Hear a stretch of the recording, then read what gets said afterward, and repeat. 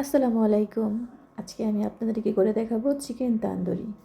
এর জন্য আমার যা যা লাগবে, এখানে আমি আদা রসুনের পেস্ট নিয়ে নিয়েছি।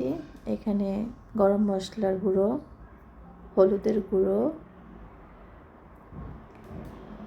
এরপরে এখানে আছে ধনিয়া ভাজা জিরার গুঁড়ো। আর আমি এখানে 2 ধরনের মশলা ইউজ করব, একটা লাজিজার তান্দুরি আর একটা হচ্ছে শানের বিহারি কাবাব। তো এখানে আমি 2 ধরনের মশলাই একসাথে নিয়ে নিয়েছি। এরপরে এখানে আমি দিয়ে দিব গোলমরিচের গুঁড়ো, এখানে আছে পাপরিকা পাউডার, তো এখানে একটু সয়া সস দিয়ে দিব। এটা মিষ্টি ছিল তাই অল্পই দিয়েছি আমি। এই তো কিছুটা তেল দিয়ে দিচ্ছি। 1 নাম্বার যেটা লবণ, ওইটাই মনে ছিল না, লবণটা দিয়ে দিলাম। এরপরে এখানে আমি এখন লেবুর রসটা দিয়ে দিব।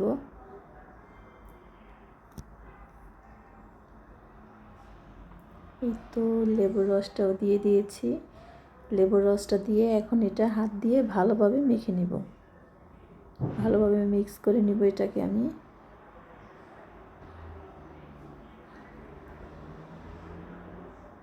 মিক্স করা হয়ে গেলে এর মধ্যে দিতে হবে টক দই। টক দইটা আমি পরে দিয়েছি, আগে মশলাটা মিক্স করে তারপরে।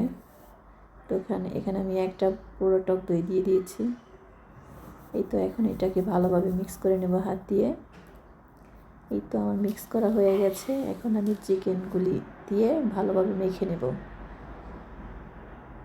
হাত দিয়ে ভালোভাবে মেখে নেব ভিতর পর্যন্ত মশলাটা যাওয়ার জন্য। এই তো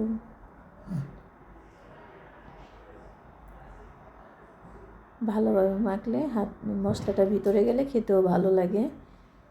এভাবে আমি সবগুলি চিকেন, আমার এখানে 6টা ছিল, তো সবগুলি একে একে মেখে নিচ্ছি।